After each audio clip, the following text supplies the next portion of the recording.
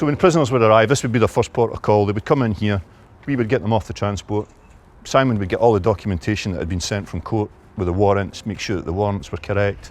We would have nurses here, so the nurse would make sure that the prisoner was fine health-wise and book him an appointment for the following day to see the doctor if he had any kind of medical needs.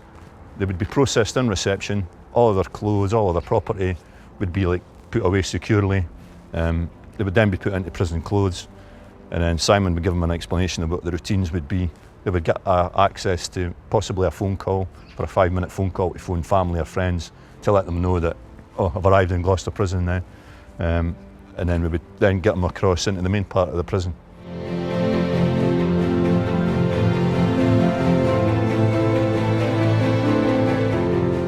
There was a tennis ball, was chucked from outside, chucked over, and inside the tennis ball, it was full of drugs, full of cannabis and different types of drugs that prisoners. The staff were stood outside, the ball landed in the yard, and they were all scrambling about trying to get this tennis.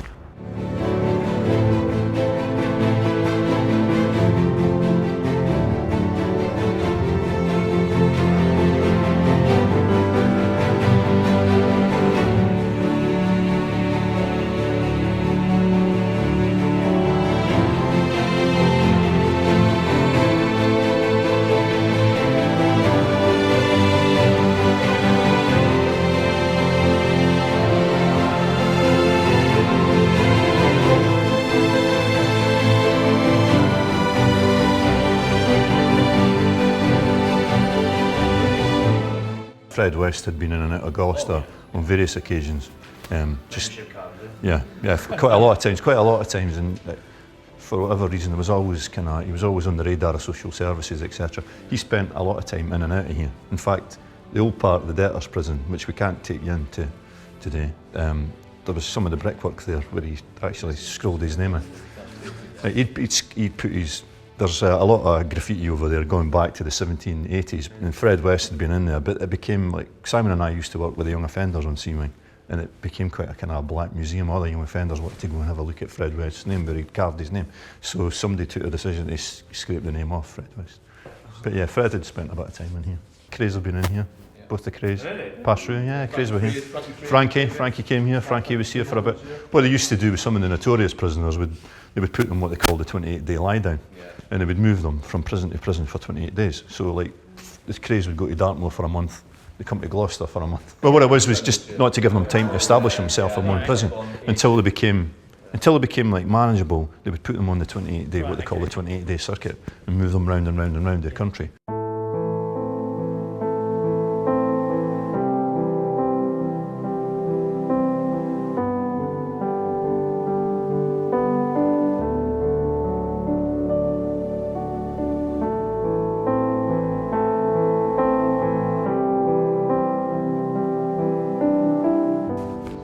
These cells here, 11, 12, 13 and 14, these were the condemned prisoner cell.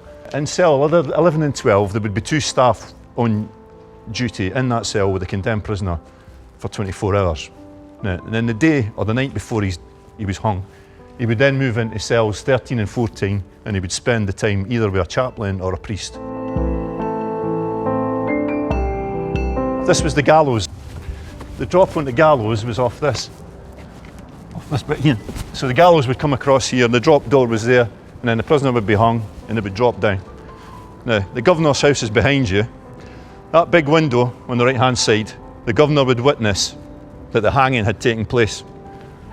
Then what would happen is they would ring the Reveille bell outside, and then people would know in the city of Gloucester that this prisoner had been hung.